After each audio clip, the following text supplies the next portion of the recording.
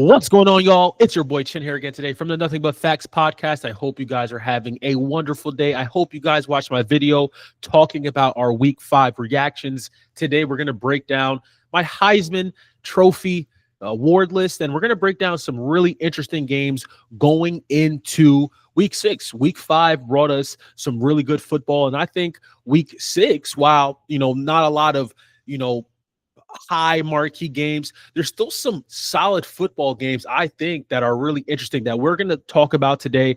I think we should just jump right in. Hope everyone is having a good day so far. It's crazy. I'm recording this the second time because the first time I recorded this, the audio didn't work, but it's all good.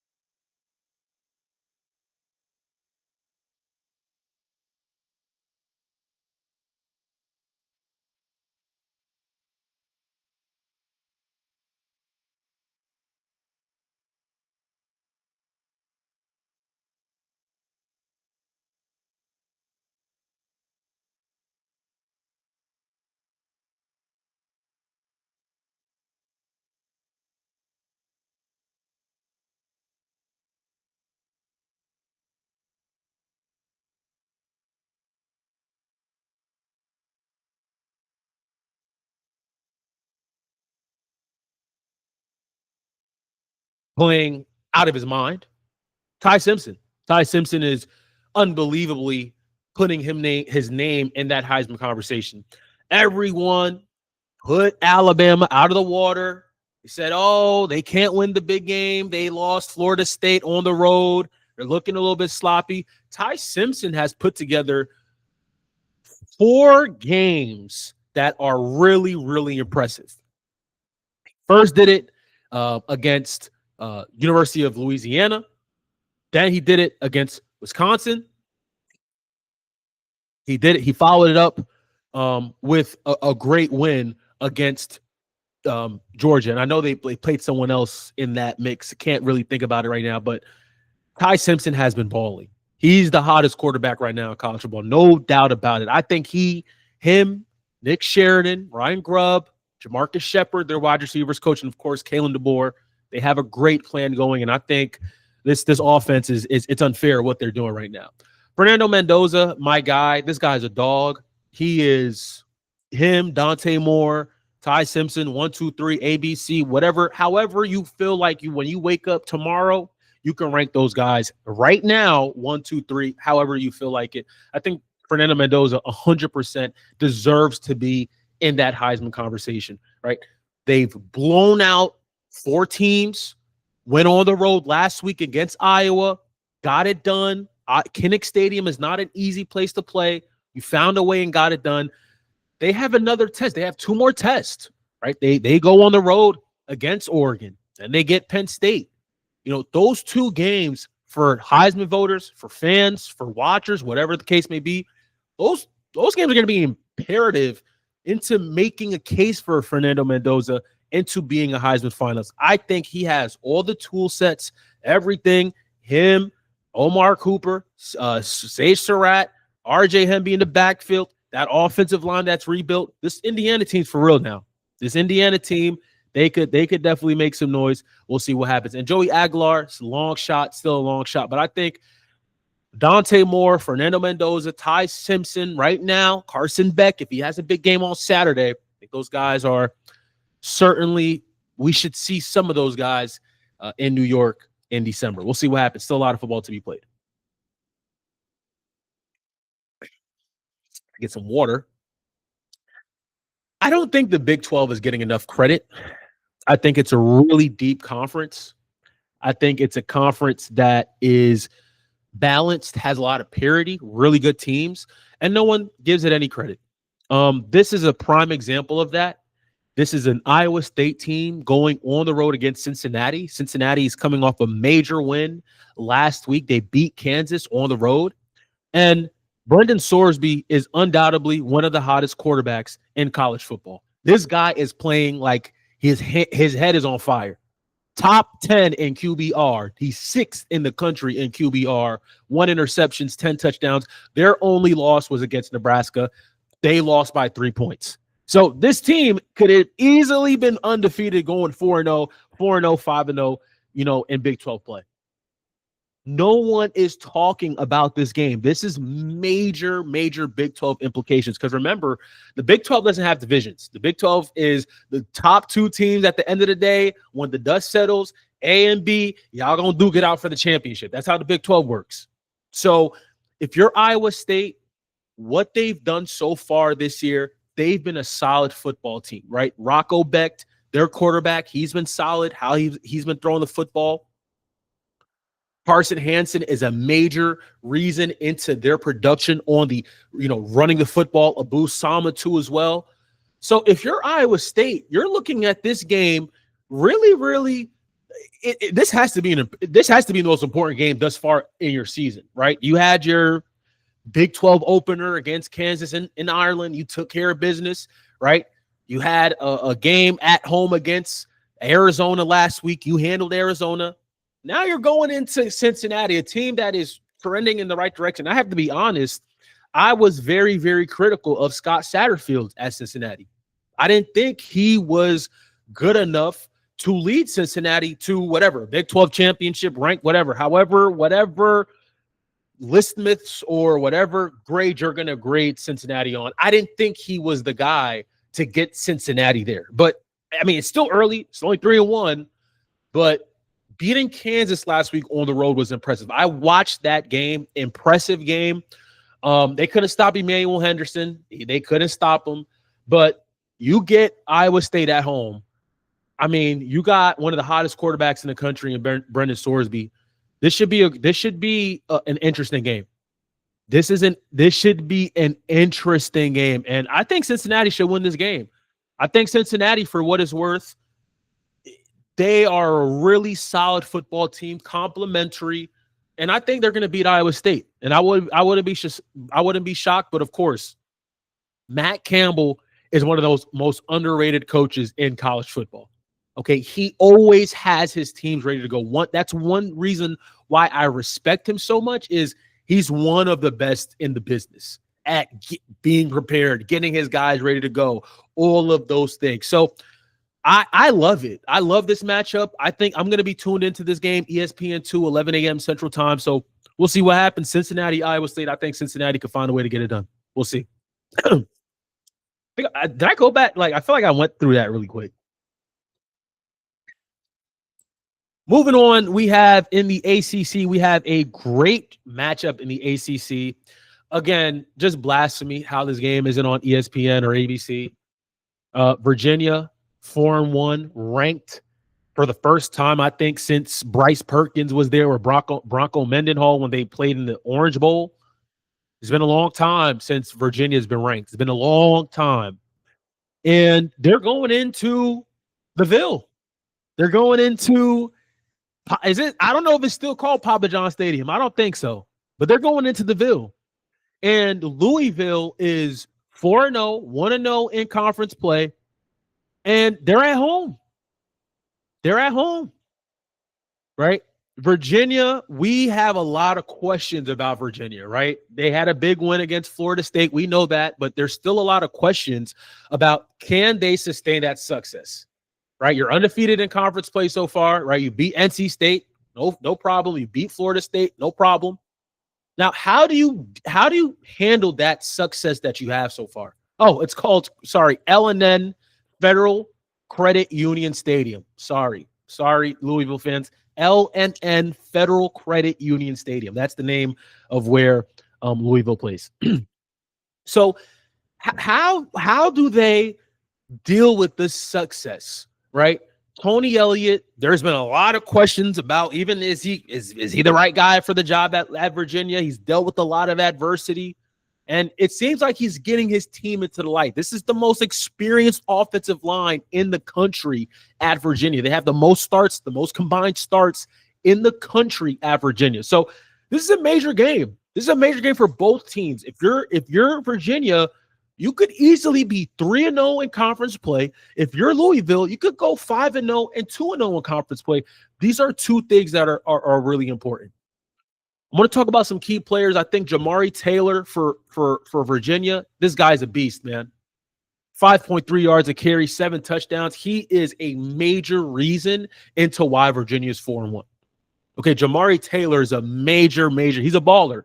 He's a major reason. You watched him in that Florida State game. He was making guys miss, and he's a physical, punishing runner.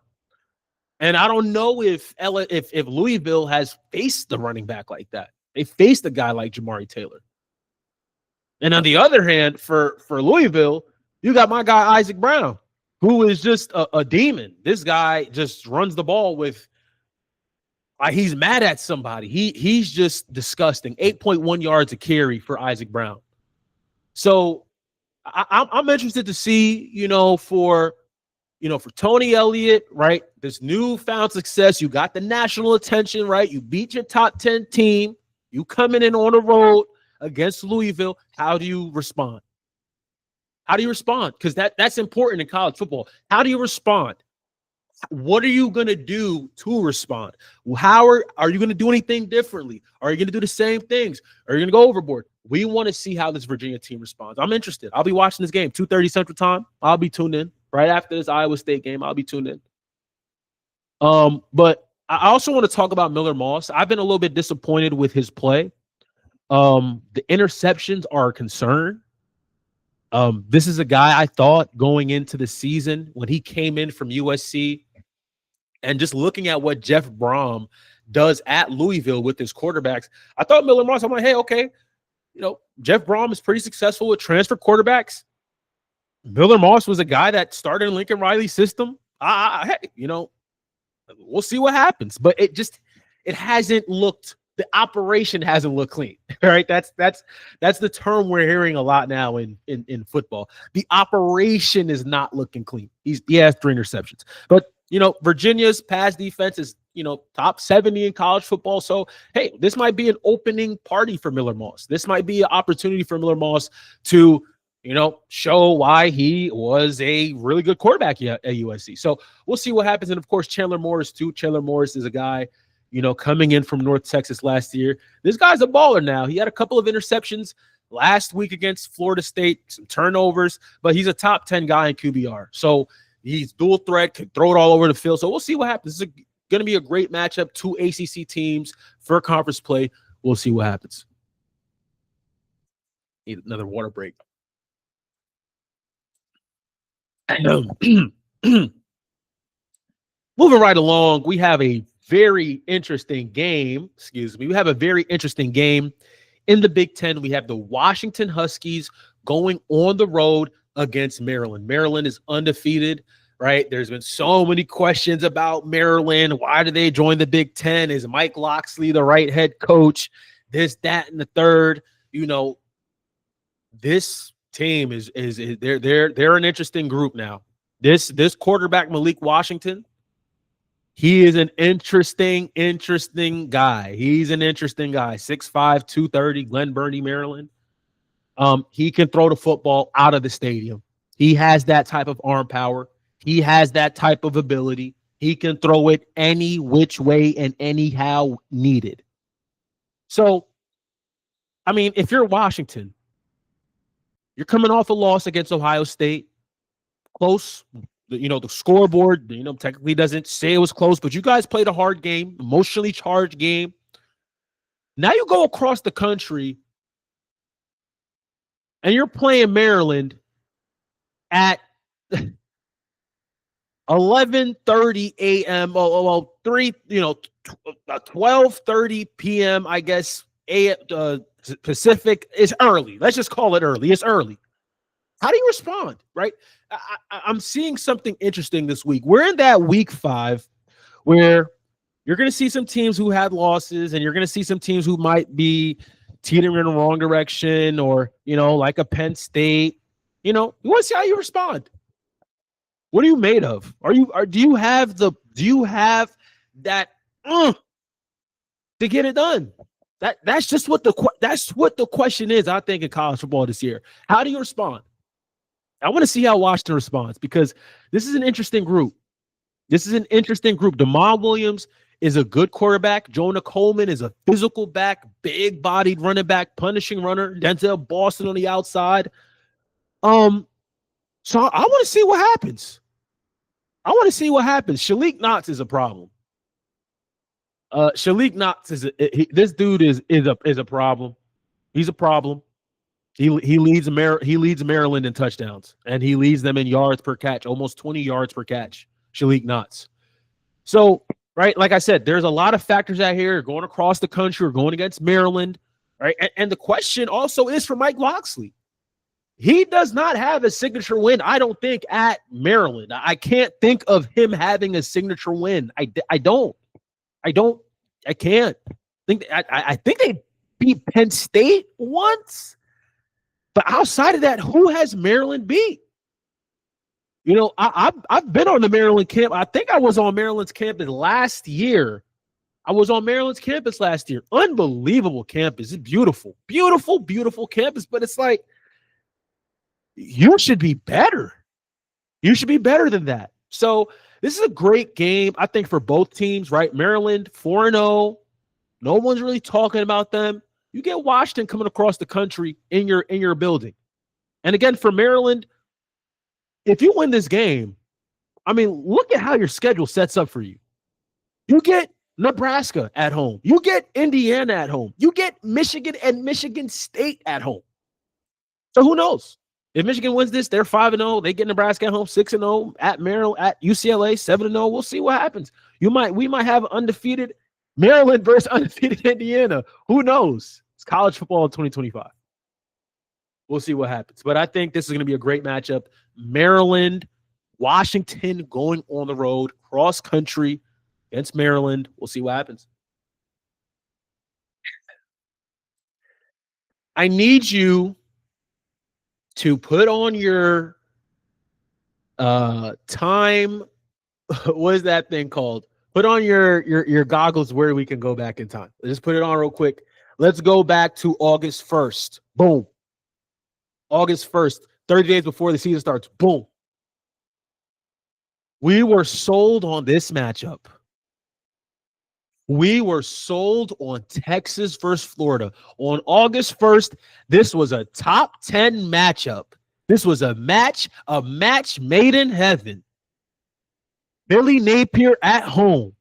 Arch Manning versus DJ Lagway. August 1st, like I said, we have not fast forwarded to October 1st.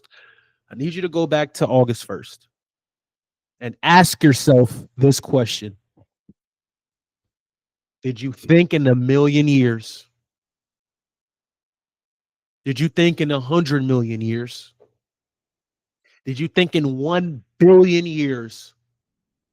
With all that hype, all that talk, all the noise, all the razz we were hearing about Florida in August, did you think in a nightmare, on your worst day, on your deathbed, that the Florida Gators will be 1-3? I didn't. I didn't. I didn't see this team going 1-3. I did not see this team going 1-3. I did not see this team going 1-3. I didn't see DJ Lagway just absolutely having a horrendous season. I didn't foresee this. I thought Billy Napier thought he got it. I just thought he got it figured out. I thought, people, they were saying in Gainesville, this offensive line is the low-key best unit in the SEC. Billy Napier, DJ Lagway, Jaden Ball, blah, blah, blah, blah, blah. It's been a failure. Hasn't worked. It hasn't worked. But for Florida, you get an opportunity on Saturday to right all of the wrongs that we've been hearing about this season. Your defense sucks. Billy Napier's not the right guy for the job. DJ Lagway might transfer. Oh, burn the place down. Ben Hill Griffin Stadium, blow it up and burn it down. We've heard it all. You have an unbelievable opportunity on Saturday to just make America shut up for 24 hours.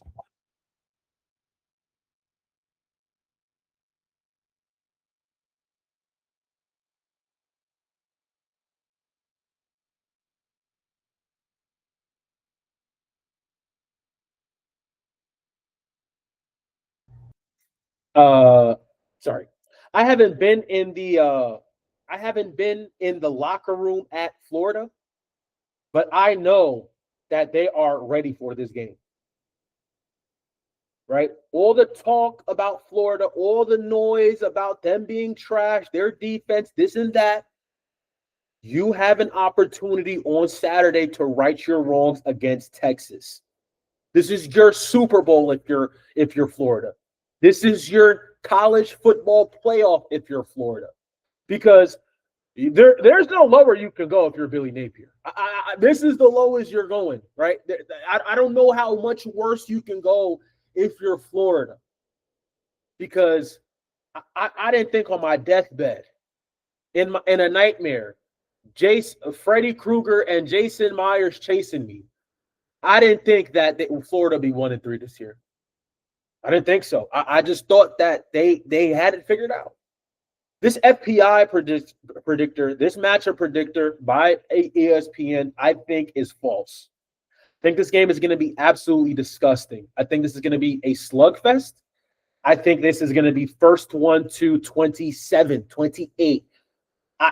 That's what I see in this game. I don't see fireworks.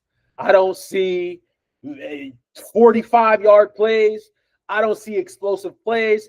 I think first one to 28 because Texas has not shown us that they are a capable team, that they can be consistent enough on offense. They haven't shown us that.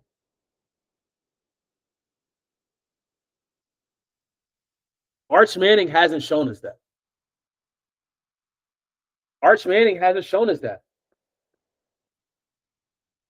And that could be Steve Sarkisian's play calling. That could be a lot of things. But We're not confident in Texas's offense right now. And right, credit to Texas. They the monsoon, we can say for now, is behind them. For now, right? They played Ohio State on the road. That monsoon is over. They know how it is to play in a hostile environment. Ben Hill Griffin Stadium is going to be a hostile environment. Okay, Florida is going to be a hostile environment. It's not easy getting wins in there. Credit USF for walking in there and getting a win. Credit them for getting a win. It's not easy playing in there. So these two teams are I mean, they're not the best. They're not the best. They're not the best. We're looking at the 105th offense and the 125th offense in college football. So we're looking at on Saturday.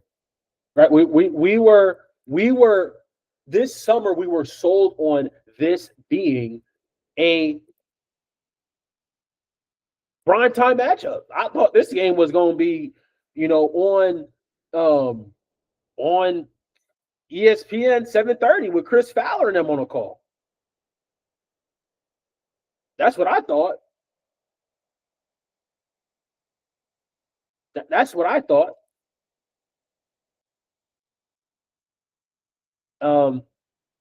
This is not good. This is not good. Texas is not. This offense, I think, has been a little bit nefarious. It's been not the best. And I think on Saturday, going against Florida, this Florida defense, if you're Steve Sarkisian, you better have your guys ready to go. Right? You're going off a bye week. You're coming off of a bye week. You're coming off of I think a fresh opportunity for you to turn the page after seeing, offense that just hasn't been the best. I mean, you should win this game if you're Texas. You should win this game. You should. Texas is not even in the top 50 in offense this year. Texas right now is ranked number 56 in total offense, in scoring offense. So I think some questions to be made here. We're going to pick this game on Friday. We'll pick this game tomorrow or Friday. We'll pick the. But still interesting to see what happens. Still very much interested to see what happens.